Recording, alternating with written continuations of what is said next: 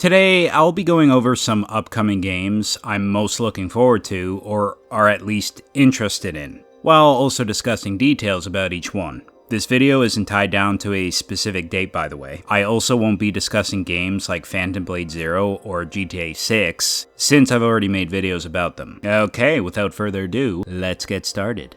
I remember seeing the first trailer from 5 years ago and thinking I'd have my hands on Pragmata, hopefully I pronounced that correctly, by its originally planned release date, 2022. Nope! While I'm glad they took additional time to polish the game, developers should stop announcing games years before they come out. Small gripe aside, Pragmata looks better than it did when it was first revealed, as should any other game. Ubisoft with the first Watch Dogs. Pragmata is a fairly unique looking game with a mix of Death Stranding, Dead Space without the extreme shitting of pants factor, and God of War. Not necessarily from a gameplay standpoint, more like the concepts. The plot is centered around protagonist Hugh alongside an android named Deanna. It's pronounced Diana, you corpulent, moldy spud.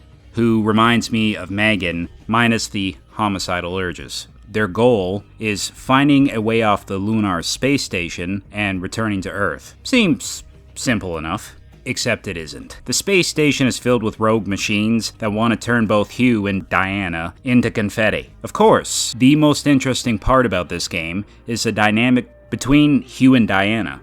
I'm interested in seeing how the bond between Hugh Williams and Diana unravels. I'm sure we're in for some very emotional, gut-wrenching scenes. You are able to control both of them. I don't know if it's like an Atreus situation in the first Norse God of War, where his actions are only controlled by one button, or do you have more control over Diana's actions than a simple button press? The interesting part is that puzzles aren't only ingrained into the exploration, but the combat system as well. With Diana, you can hack enemies, which will trigger a puzzle-like grid system that, if solved, forces enemies to expose their weak points. This can be done all in real time, by the way. In other words, you can try blowing an enemy's artificial wig back while hacking into them at the same time. I look forward to seeing how far they take this concept, especially with boss fights, outside of the first boss battle in the game, which was shown off in the recent demo. While the battle looked fairly fun, it seemed rather simplistic. This is the first boss, so I will give it a pass. I'm hoping other bosses throughout the game change their strategy and force players to get creative with the hacking mechanic.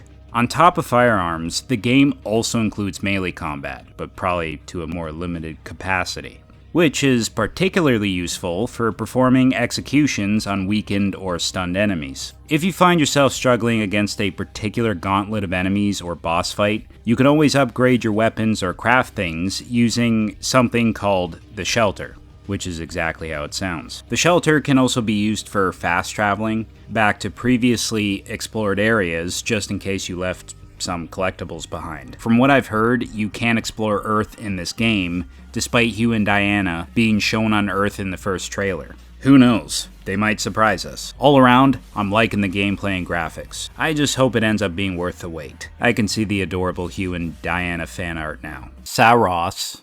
Oh boy, I definitely butchered that. The game is centered around an enforcer named Arjun Devrak, majestic as fuck beard by the way, who is looking for a missing person. This search leads him to the lost off-world colony of Karkoska, which is trapped in a time loop complete with its own eclipse. The game will have a psychologically focused narrative, tackling themes like trauma, grief, guilt, alongside the cost it takes to create a new feature. Or future, my goodness. Sounds like this game will dive into the similar, eerie, mysterious, surreal themes that were present in Returnal. Very good stuff. I'll admit, I didn't beat Returnal. I only got as far as the third boss who I couldn't beat. Skill issue, I know. But it is a really well-made game with an impeccable atmosphere. I did, however, beat Resogun, a challenging game that was also, coincidentally, made by Housemarque. My only real gripe with Returnal wasn't the difficulty. I mean, it's supposed to be difficult. My main problem with Returnal was the lack of permanent upgrades. Luckily, unlike Returnal, Saros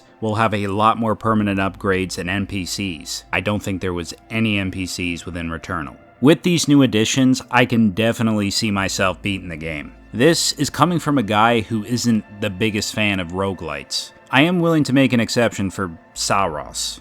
Much like Returnal, the environments and enemies will share that same nightmarish quality. As for the particle effects, they look stellar like Eve's ass. Someone in the comments section of a Saros-related video said no one does particle effects better than Housemarque. I'm inclined to agree. Saros clearly has more of the fast-paced, bullet hell, big showstopper boss fight action seen in Returnal, while also making it more approachable for a wider player base. As long as you don't make it too easy, because obviously it's all about the challenge. You gotta hit the G spot. Okay, that's enough. Moving on to the next entry. This is one franchise I'm glad is making a comeback. It's one I spent a fair amount of my childhood playing. The only Onimusha game I didn't play was the third one. Really great games though. Way of the Sword's story centers around samurai Musashi, who arrives in Kyoto in order to prove his skills as a swordsman. Upon his arrival, however, he finds out Kyoto has been invaded by the Genma, who are a race of demonic entities. Aided by a sentient gauntlet, Musashi is able to fight back against the Genma on equal terms. Musashi's reliance on the gauntlet for strength will be a recurring theme throughout the game. This could make for some very interesting plot points. Outside of the gauntlet, Musashi does cross paths with other allies who will aid him in his mission. I honestly think it's for the best that they ditched the fixed camera angles in previous games in favor of a more modernized one. Yes, I'm aware Dawn of Dreams didn't have a fixed camera. It all comes down to personal preference, so feel free to disagree. Combat does look slower than I anticipated. Not bad by any means. And honestly, I remember Onimusha being more fast-paced than the gameplay shown for Way of the Sword. Or maybe there's an upgrade that allows you to attack faster, who knows. Way of the Sword's combat looks very reminiscent of Ghost of Tsushima's. I'm sure it'll be even better, since Capcom is a lot more experienced with making action games and sucker punches. The combat system is said to include mechanics such as blocking, stealth, parrying, finishers, and using objects within the environment.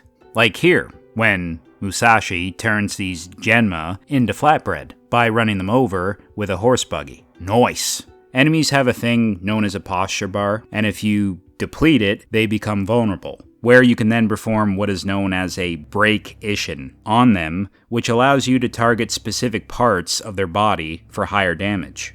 From what I've gathered, there are other kinds of Ishin techniques as well, such as an instant kill one. These Ishin techniques have been present since the first entry in the series. Musashi will also have his own posture bar. It's a good thing too, because otherwise combat would be far too easy. If either you or the enemy block or are parried too much, the posture bar will go down. Despite the katana being your primary weapon, you'll be able to use a couple of other different weapons. Variety is the spice of life. As for how the gauntlet factors into combat, it's used for absorbing Genma souls, which have varying effects. Yellow souls restore health, blue souls restore your Oni power gauge, while red souls are used for upgrading weapons and abilities.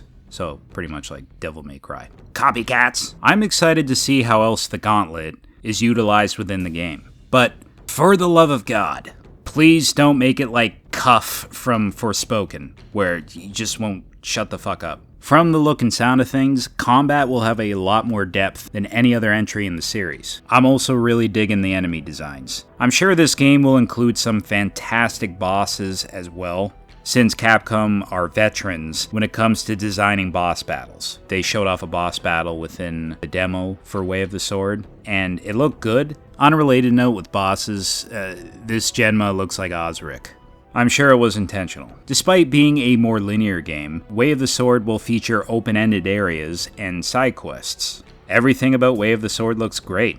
Only one question. Why the fuck is the main character British? What in the... Get a hold of yourself! Are you a man or a beast? Getting strong because of some gauntlet. That's not strength. You must have foreign accent syndrome. I'm cautiously optimistic about this one, since Spider-Man 2 had a lot of issues. Not enough innovation and far too many segments where you're playing as a plain Jane human being. Pun absolutely intended. Shockingly, the whole point of playing a superhero game is to play as a fucking superhero. I'm already getting a taste of being a regular human being in real life. Why in the hell would I want to experience that in a game too? If you force players to play as someone else other than Wolverine at some point in the story, then they might as well have superpowers too.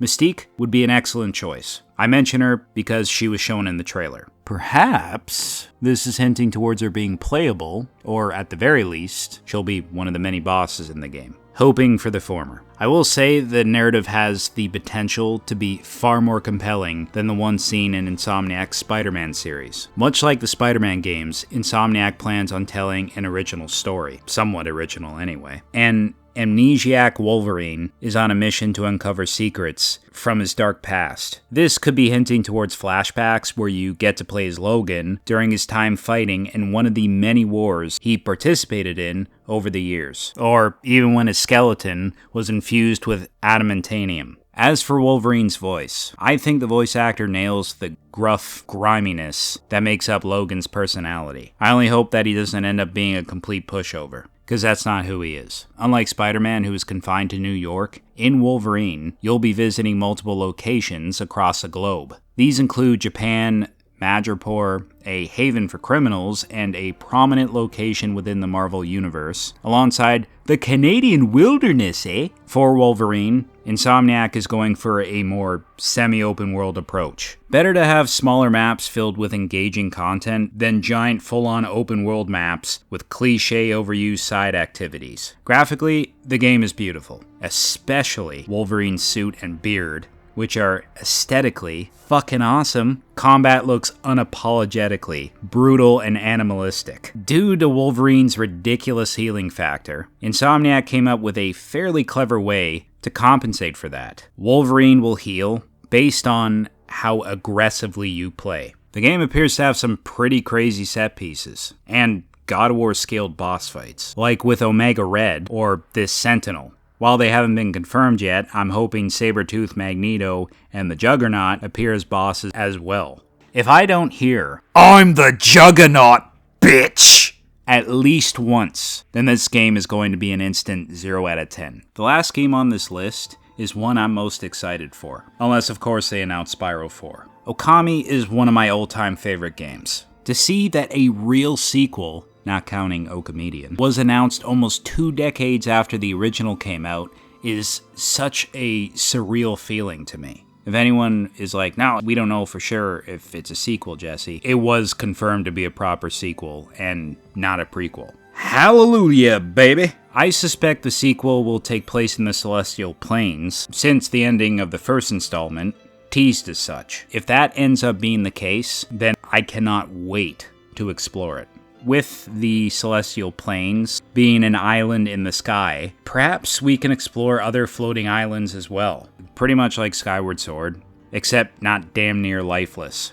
As for improvements, this is what needs fixing to ensure it's a 15 out of 10. Make combat more challenging and less simplistic. Don't confine players in a force field whenever they're fighting enemies. Dungeons should require a lot more ingenuity than just defeating a group of enemies, getting a key, moving on to the next room, then repeating the process all over again. Before anyone interjects, I'm not saying dungeons in the original game had 0 puzzles. They were just fewer than they should have been. And the solutions were extremely obvious. No thanks to the Japanese Navi here for beating you over the head with the answers. Make boss fights more grand and not such pushovers. Most importantly, keep them boobies intact. The director of the original Okami is at the helm for the sequel. That is reassuring. The only downside is waiting for the sequel's release. I'll most likely be 120 by the time the game comes out. On the flip side,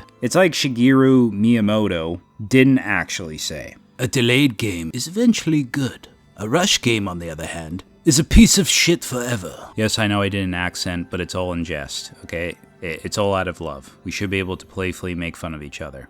Sound fair? The sequel will most definitely use the same Japanese painting art style that was present in the prequel, except with the stark advancements in technology that have been made since then. It's gonna be a hell of a lot prettier. Ho-ho! Titties in 4K, baby. Might even be 8K. Kind of crazy how 3 out of the 5 games mentioned on this list are either being made or at the very least published by Capcom. They do be cooking. Hold the phone, Jesse. There's so many other games you left off your list. That's what part 2s are for, you Philly goof. Let me know in the comments below what games you're looking forward to.